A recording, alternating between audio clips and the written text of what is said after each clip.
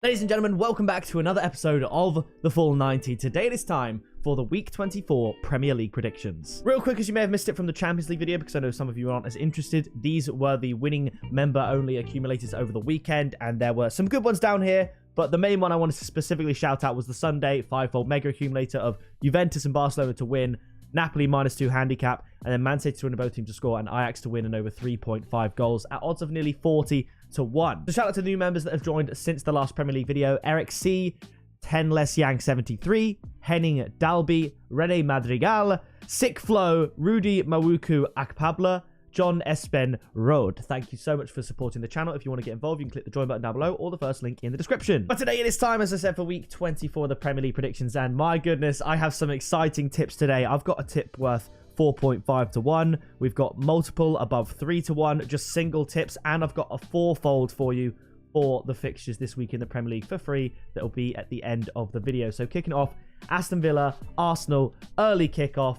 I'm going to go for an Arsenal win. Aston Villa was the team that I perfectly predicted would lose 3-1 to Manchester City with a Man City both teams to score tip last weekend.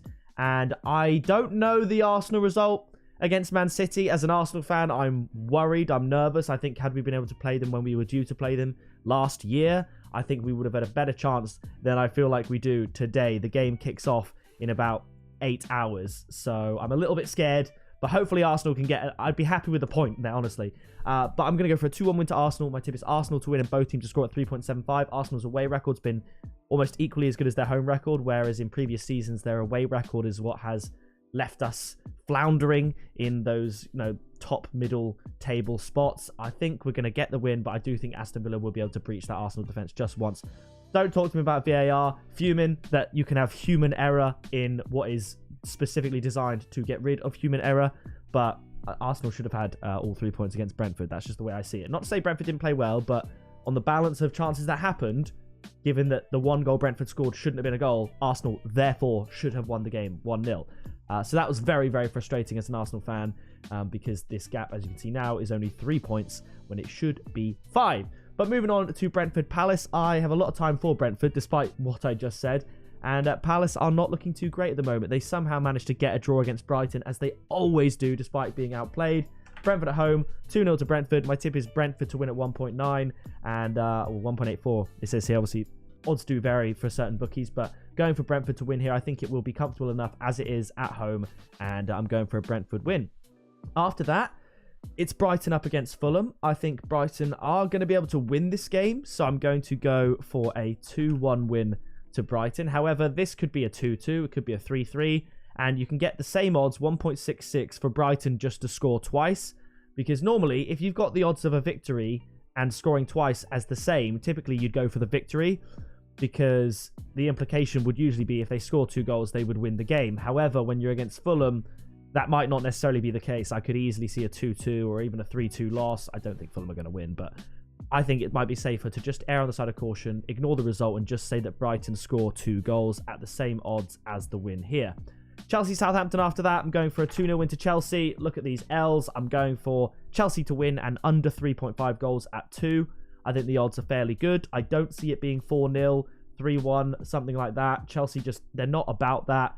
And obviously, I think Chelsea were robbed against West Ham as well in a weekend full of VAR controversy. I think Chelsea should have been awarded a penalty when Soucek made a great save down to his left, but it wasn't given. So 2-0 to Chelsea there for me in that one. It wouldn't surprise me if 2-0 Chelsea against Southampton is quite a common scoreline between these two.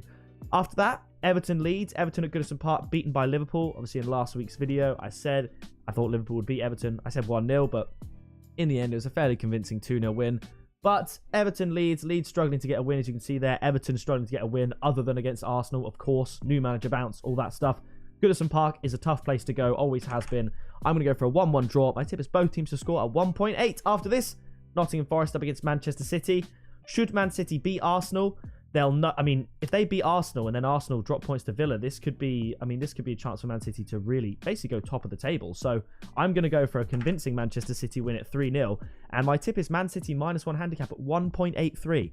I think Man City to beat Nottingham Forest 2-0, for example, is not a stretch at all. And to get odds of 1.8 on a City team just to cover a -1 handicap against Nottingham Forest is unbelievable value. So that will be going in the accumulator, by the way.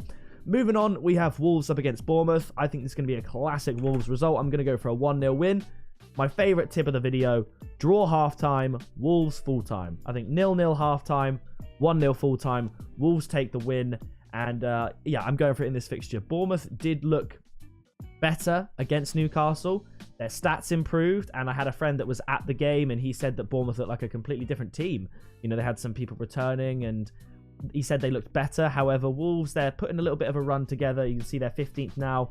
Bournemouth, obviously a win would take them back out of the relegation, and this is definitely a game where they see they possibly could win. I think their chances would have improved massively had it been at the Vitality Stadium as opposed to Molineux. I think Wolves overall are a better team, and I think they're going to win. I'm going to go for a 1-0.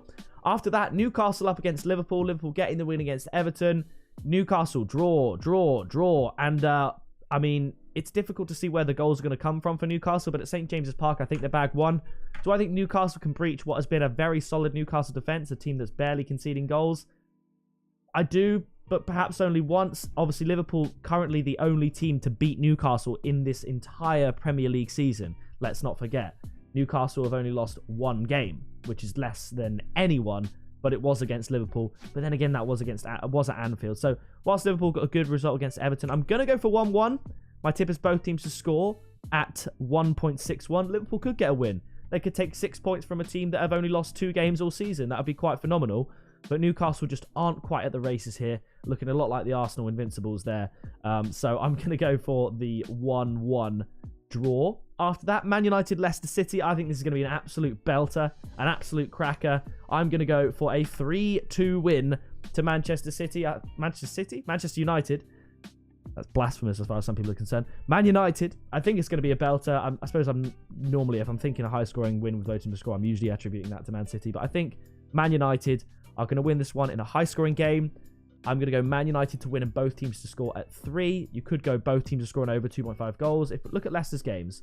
4-1, 4-2, 2-2, 2-0. I mean, that was a weird one to Forest. Then they had this drab run of form here. But there's lots of goals in Leicester games. And I mean, United, they beat Leeds 2-0, played very well. Drew with Leeds 2-2, high-scoring game. Beat Palace 2-1, high-scoring game. This is going to be over 2.5 goals. I think Man United win at Old Trafford. Unbeaten there all season, thanks to that late comeback against Leeds. I'm going for a 3-2. Final game, Tottenham-West Ham, 2-1. Tottenham. My tip is Tottenham to win at 1.83. I think that's a really good prediction. So you can see my picks here. I think Arsenal win in an entertaining game at Villa Park. Early kickoff. Brentford do the business. Brighton, Chelsea, all the home London clubs. And I'm lumping Brighton in there because it's kind of close by. It's not a London club. I understand that. I think they get a win. Everton, Leeds.